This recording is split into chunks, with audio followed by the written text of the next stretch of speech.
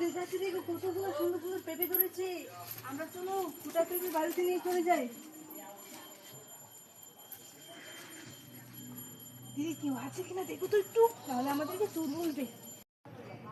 আমি তো সবকিছু দেখছিলাম, তোমরা চুরি করছো, দাঁড়াও মজা বুঝাবো। এই না না দিদি, আমরা চুরি করতে আসিনি দিদি, আমরা দেখছিলাম, মানে রাস্তা দিয়ে যাচ্ছিলাম, আমাদেরকে কি চোরের মতো লাগে দিদি। চলে যাচ্ছি, আপনাদের বাড়ি থেকে কখনো আসবো না। এই দাঁড়াও, এখানে আসো। ও ওদিকে পালিয়ে গেছে।